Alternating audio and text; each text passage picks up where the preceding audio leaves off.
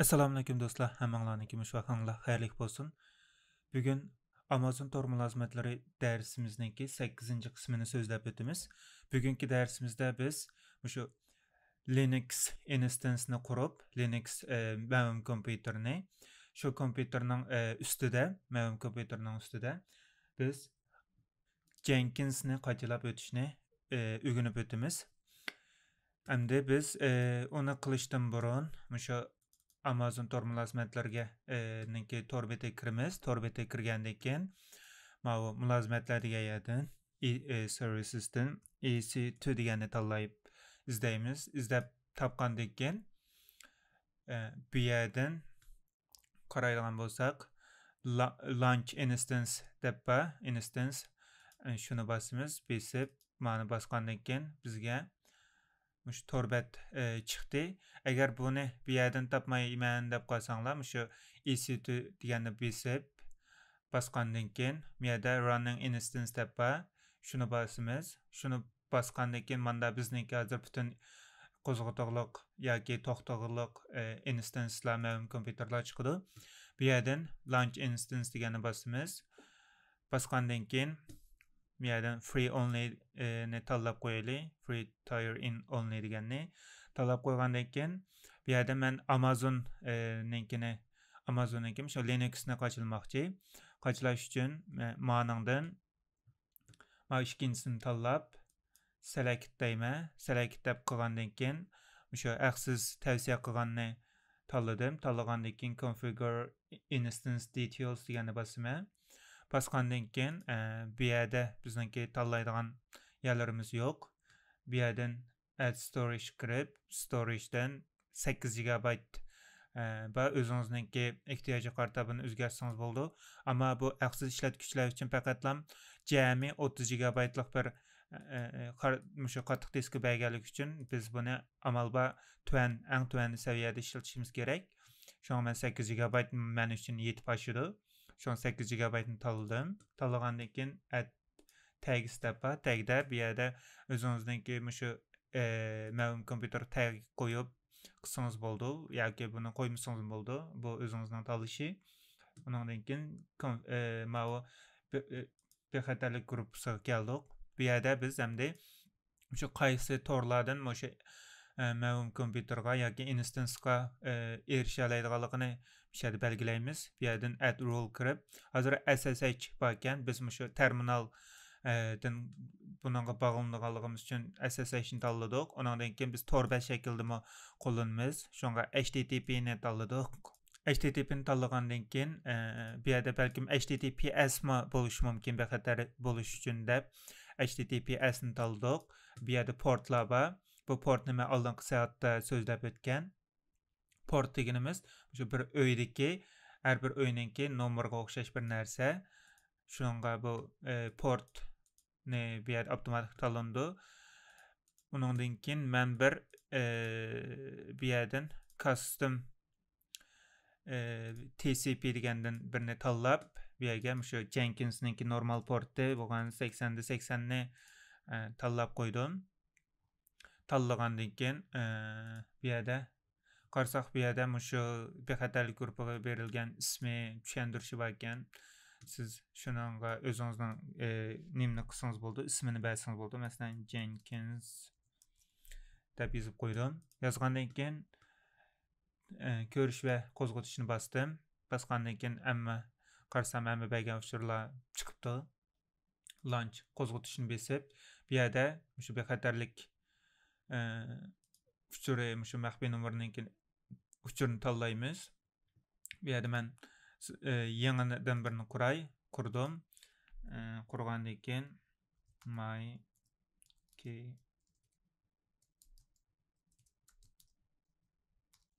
payer no bir deb yozib qo'yib yozdim. Yozgandan keyin buni tushirib qo'yay, lozim bo'ldi hozir.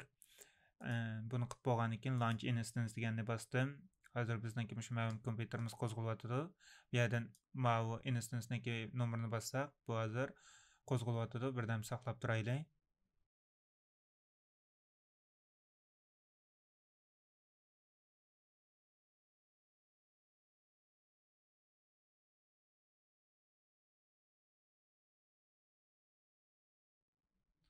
qaraydigan bo'lsak, bu texaycha qurib yetibdi. Avval biz bu qurulg'icha shu Windows kompyuterda Linux'ga bağlanış üçün lazımlıq detallarını düşürəylik. Bunun üçün biz PuTTY deyilən bir qoralğa, yəni detalğa ehtiyacımız düşüdü. Biz şunu düşürəylik. PuTTY şu bizdenki Linux mövüm kompüterga ulunuş üçün lazım. Şunu da PuTTY dep yazıp qıldıq. Yazğandaki mavi özüneki organ torpiti PuTTY degan kirimiz. Bunun kirgandan keyin bu yerda install PuTTY deb basdik. Basqandan keyin hamda biz shu o'zimizniki kompyuterga loyiq bo'lgan PuTTY'ninki detalni tushiramiz. Bu yerdan PuTTY'ninki masalan mening kompyuterim 64 GB bo'lganligi uchun şu PuTTY'ninki 64'likni bastım. Qaraydigan bo'lsak, bu tushidi. Ham yerdan download deganni bastım. Bassam bu tushdi. Endi biz bu PuTTY'ni tushirdik. Endi PuTTY Amazon'ninki PAM degan hujjatni qo'llamaydi. O'zininki PPK deydigan bir hujjat turi bor. Biz shuni tushirishimiz kerak. Buni bu PPK deganga aylantirishimiz kerakmish. PAM deganni PPK deganga aylantirishimiz kerak. Uni aylantirish uchun bizningki PuTTY deydigan bir qoralga ehtiyojimiz tushidi. Qaraydigan bo'lsak, buning ichida biz 64 GB-likni tushirishimiz kerak. Bu bizningki shu PAM degan hujjatni PAMni shu PPK deganga almashtirdi. Şu an bununla ehtiyacımız tushidi. Qaraydigan bo'lsak, to'g'ri yerdami? Biz qaraydigan bo'lsak, to'g'ri yerda emas o'xshaymiz.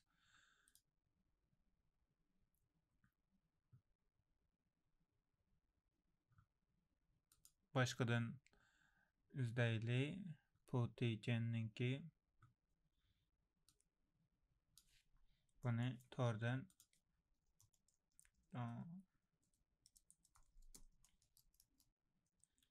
PuTTY'ninkini tushirib mavi to'rbetga kiraylik. Kirgandan keyin o'sha yerdan biz PuTTY'ni tushiramiz. PuTTY'ninki 64 GB-lik. Mana bassak, bu mu tushdi.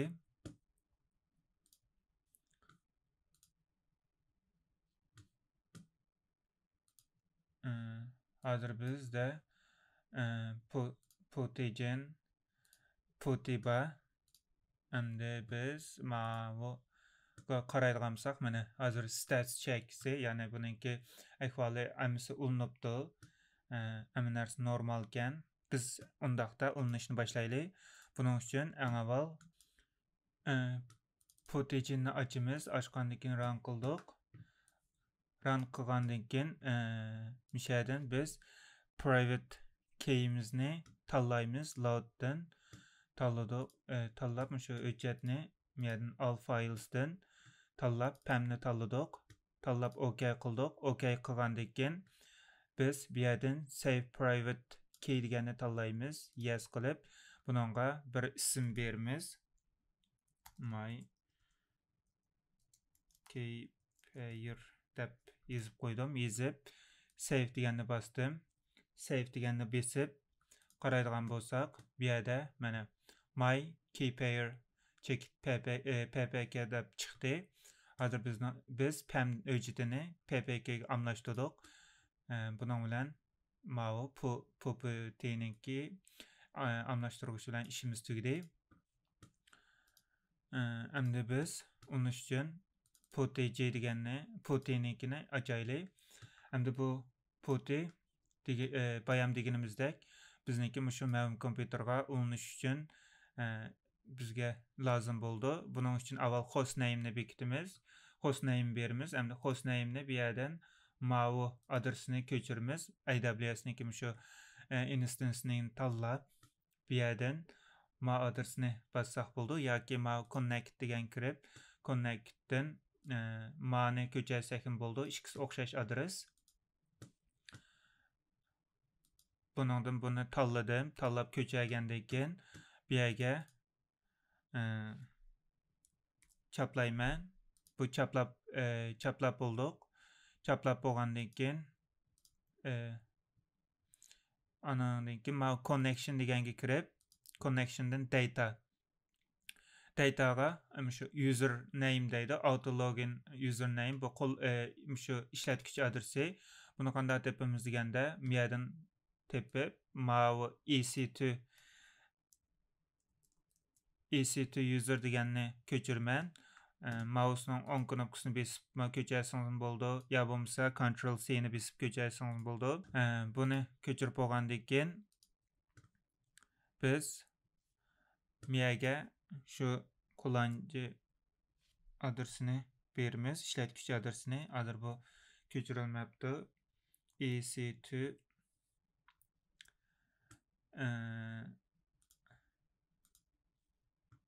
user qaraydigan EC2 user ekan.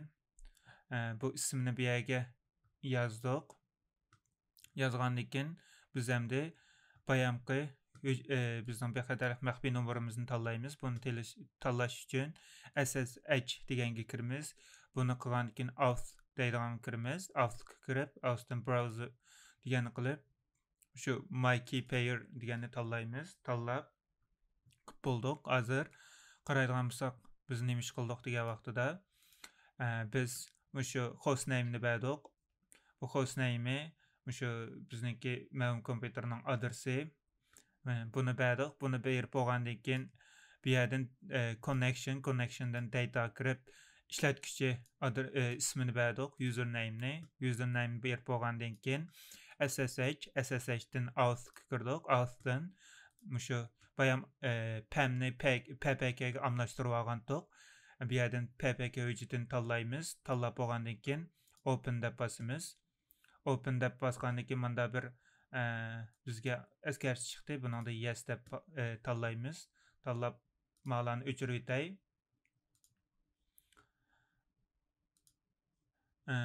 O'chirib o'tib qaraydigan bo'lsak, biz shu EC2 ninki ga bağlandık. Ben bunu sel çoğaytay.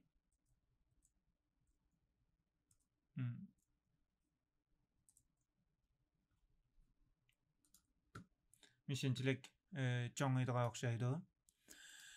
Endi biz hozir shu Linux widgetimizga Linux ma'lum kompyuterimizga bağlandık. Qaraydigan bo'lsak, I deb bastım. Men kim o deb qarsam, bu yerda EC2 user deydi. Ya'ni mening kimligimni hozir tep chiqdi. Bu yerdan biz ishlatuvchininki shu ishlatuvchiga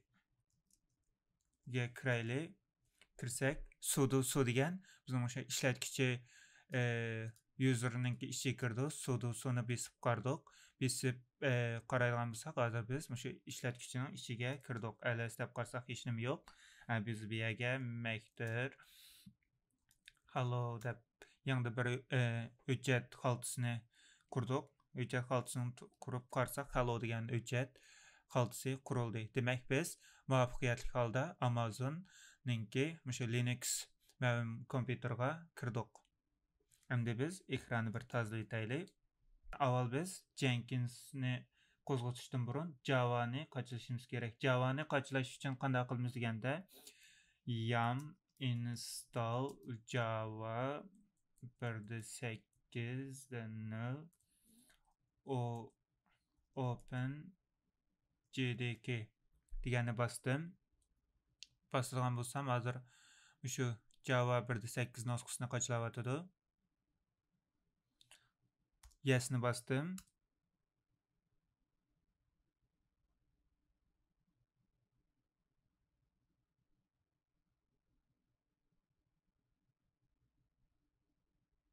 Qaraydigan bo'lsak, qachilab bo'ldi. Biz bu yerdan alter Alternatives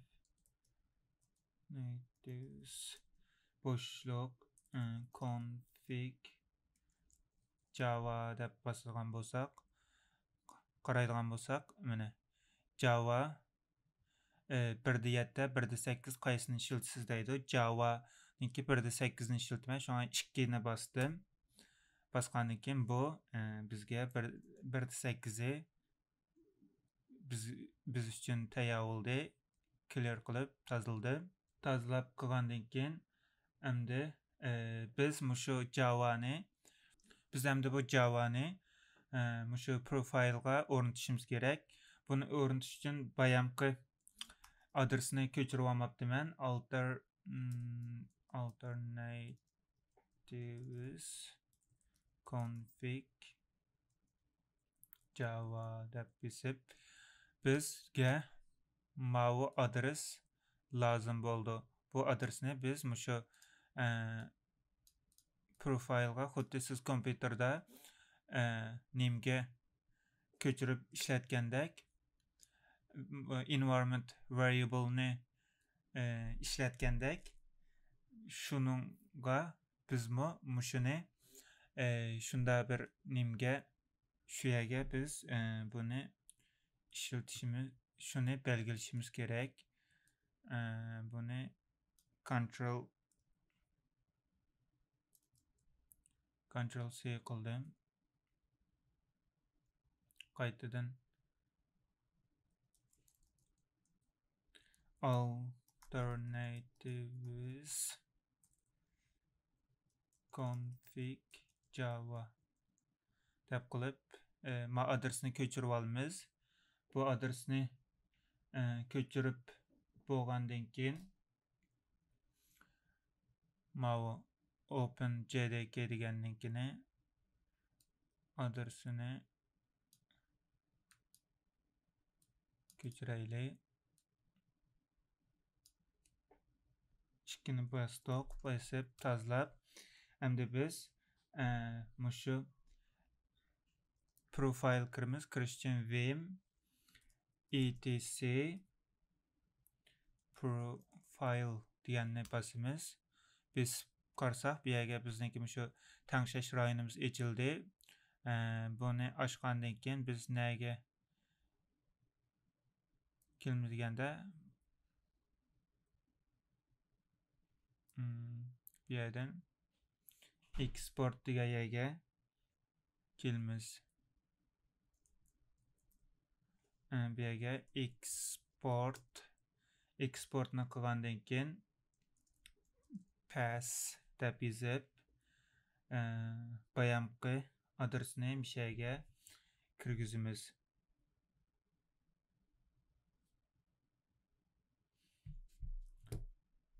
User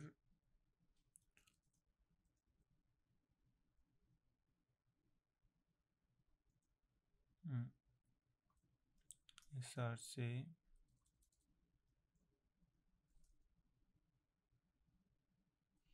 lib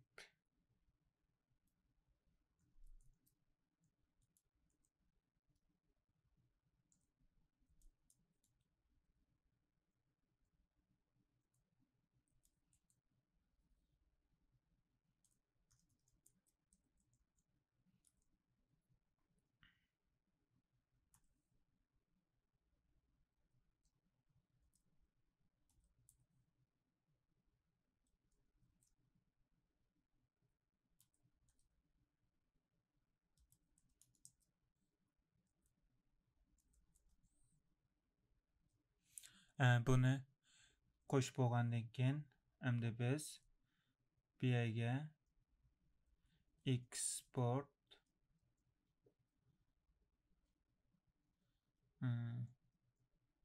asli miyaga qanda miyani Java home qilaylik.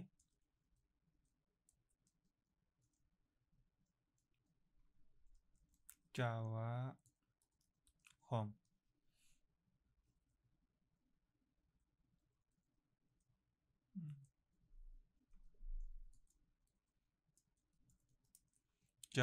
qilib Java'ningki adresini bin faylınınki bin ücretinin adresini kıldık. Ondan pass kılıp bir yerge dollar belgisi Java Home Java.com'dan keyin bin koşeket dollar işareti pass dep berdik. Pass dep berip bolgandan keyin bunu hemde saklap çıkıp ketimiz.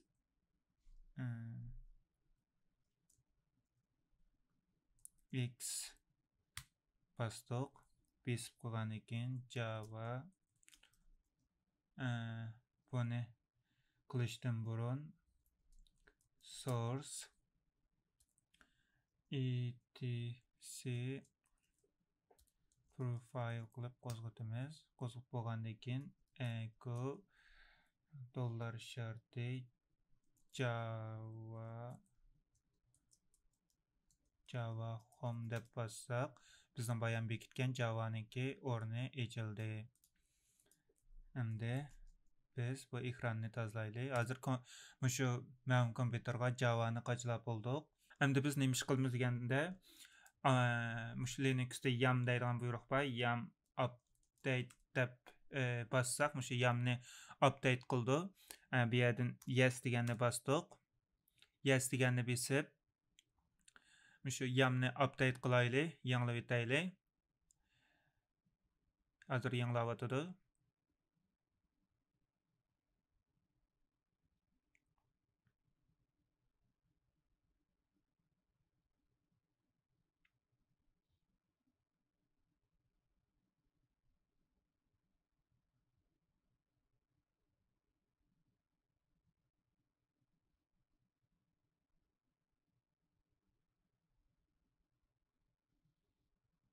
Qaraydigan bolsak, mana update deydi ma narsalarni update qıptı, yanılaptı, complete deydi, tügdi deydi. Endi biz şu yamni update qıp bolduq. Endi biz Jenkins'ni qaçılashni başlaylı. Jenkins'ni qaçılashda üçün biz Jenkins'ninki şu organ torbitiga kirayli. Jenkins checkit.io degan torbitiga kirib, bu yerdan mau download degani basamiz. Download deb basgandan keyin bu yerdan biz qaysi mushu nimga qaçılaydiganligimizni mashg'ulot sistemasi qaçılaydiganligimizni deymiz. Hamda bu Jenkins'ninki nim ekanligiga ayrim bir dars qilib so'zlayman. Bu Jenkins hamda qisqartib aytilganda CI/CD tools deydi. Sizningki shu taraqqiy qildirish program taraqqiy qildirishingizda har bir qadamni avtomatlashtirilgan, sizning har bir ishingizni qulaylashtirilgan bir texnikalardan biri. Ben bu yerdan hamda bu yerda mau bizningki Linux'imiz Red Hat, Fedora, CentOS deganga kirdi. Biz muşun tanladık. Muşun tanlagandan keyin hamda biz ma'lum kompüter qaçılaydiganligimiz üçün biz mau buyruqlar orqali qaçılaymiz. Biz mau buyruqni ko'chirib olamiz. Ctrl C'ni bastık. Ctrl C degan kopiydi. Basqandan keyin bu yerga Ctrl V deb chaplaymiz. Ko'chirilmagan o'xshaydi.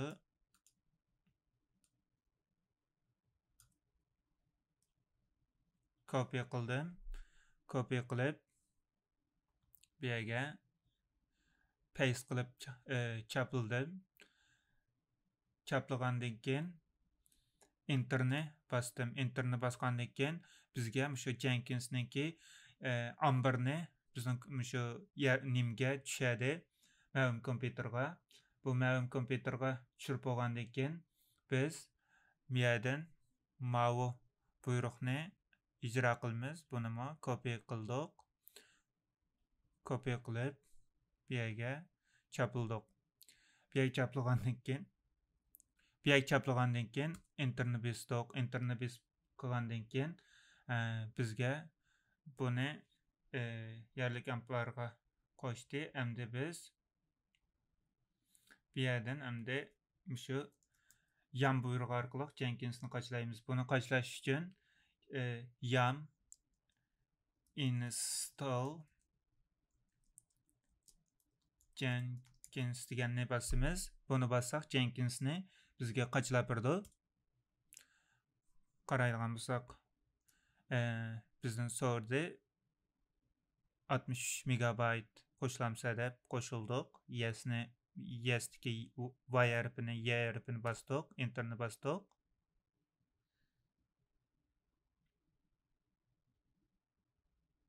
Qaraydigan bo'lsak, bu hozir qaçlab bo'ldi. Mau adresimizga bir kirib baqayli.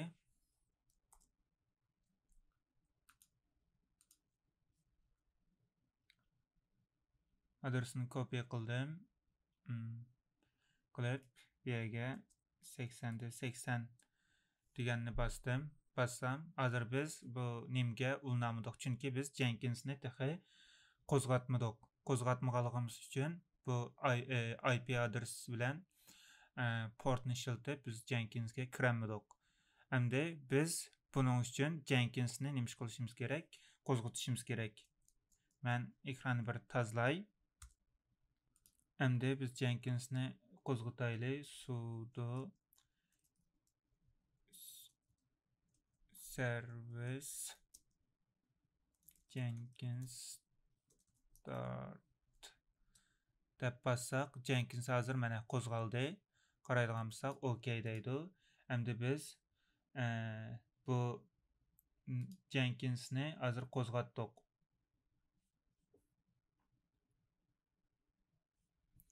Endi to'rbat qayta kirib baqayli. Qayta kirsak, Jenkins hozir mana qo'zg'aldi. Birdam saqlayli.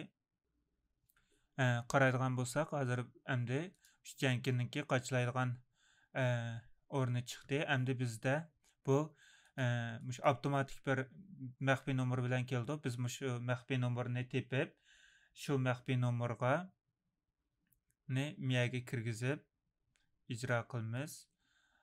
Mau adresni mani kopya qilib olamiz. Elib, put'i kirib, put'iga chaplaymiz. Chaplab, enterni bassaq, permission denied deydi. Permission denied dedi. Biz unda olsa sudo cat qilib, shu boshquruvchilik sifati bilan ochayli. Açsaq, qaraydigan bo'lsak, bu bizga hozir chiqdi.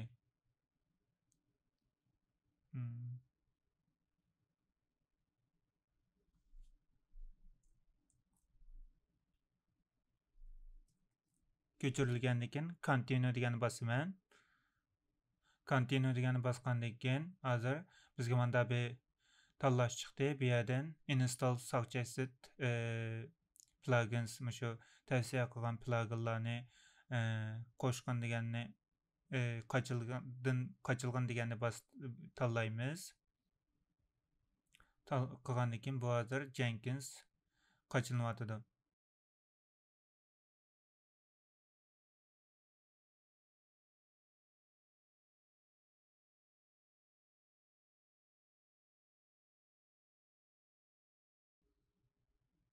Endi qaraydigan bo'lsak, bu yerga shu boshquruvchilik uchurlarni kirgizgin deydi. Bu yerga men admin maxfiy nomerini berdim. Admin maxfiy nomerini muqimlashtirdik. Email ism deydi. Uyg'ur IT ilxat adresiga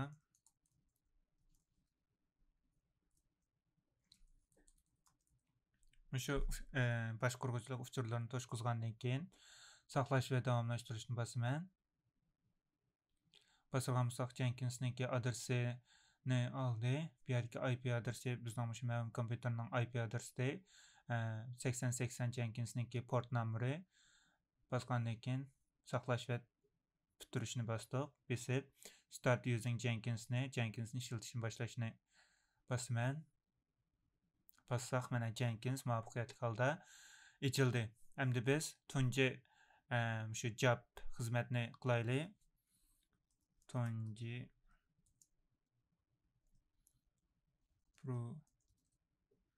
Tunji turda besib freestyle deganni bosdim. Besib OK deganni bosdim.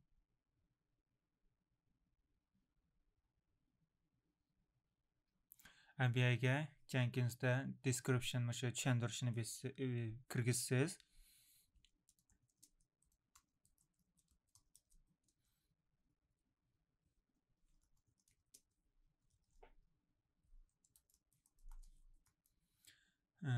Basqandan keyin hozir endi bu tunji nim bo'lganlik uchun jiq narsani qilmaymiz. Men keyingi darsda buni tafsiliy tushuntirib o'taman.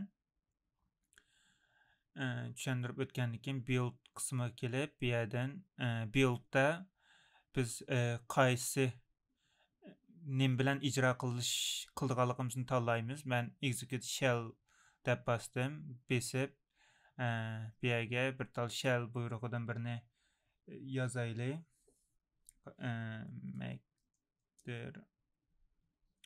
Jenkins file deb mushuni ijro qil deganni shell buyrug'ini yozdim. Buyruqni yozib bo'lib apply'ni bosdim. Save'ni bosdim. Besib qilib bo'lgandan keyin build now deganni qo'zg'atishni bosaman. Bassam hozir ijro bo'ldi. Qaraydigan bo'lsak, ijro bo'ldi. Birinchi nomerlik shu xizmat. Buni bosaman. Buni besib, bu yerdan console output kiraman.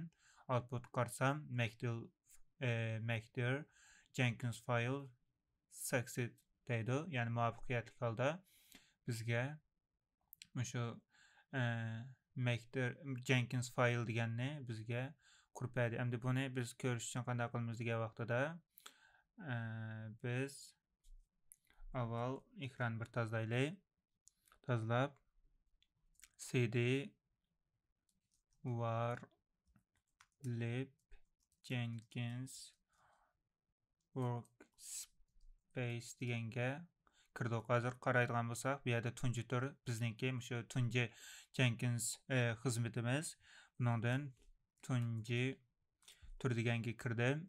Kirib qaraydigan bo'lsam, Jenkins file degan bayan bizningki qurgan hujjatimiz bu yerda ochildi. EC2'da Linux mavjud kompyuterni qurishni, undan keyin PuTTY orqali bog'lanishni, PuTTY orqali bog'lanishdan burun shu PAM hujjatini PPK hujjatiga aylantirib bo'lgandan keyin ondan keyin bu Windows Linux mavjud kompyuterga bog'lanishni o'rgandik. Uni o'rganib bo'lgandan keyin Jenkinsni qachildik. Jenkins Java turi bo'lganlik uchun cho'qim Java shu mavjud kompyuterimizga qachilishimiz kerak. Şu an avval Java'ni qachildik. Java'ni qachilib bo'lgandan keyin qachilangan Jenkinsni qo'zg'atib maxfiy nomerni Jenkinsningki tunji maxfiy nomerini olib Jenkins qo'zg'atib, undan keyin shu pluginlarni qachilab o'zimizningki user kullanıcı yoki ishlatuvchi ismlarini qurib bo'lgandan keyin tunji Jenkins job deydi. Endi Jenkins hujjatini xizmatini qurib, uni ijro qildik. Ijro qilib, ijro qilgan xizmatdan qaraydigan bo'lsak, bizningki shu ijro qilgan narsamiz muvaffaqiyatli holda ijro bo'ldi. Bu endi bugungi bizning o'rgangan darsimizga qisqacha mazmunlar. Tushunmagan yerlar bo'lsa, shu YouTube kanalimizga yoki Facebook guruhimizga yozib bizdan so'rasangiz bo'ldi. Undaqda bugungi darsimiz mishakayicha, keyingi darsda ko'rishaylik. Hammalar ko'rishguncha omon bo'linglar. Allohga omonat.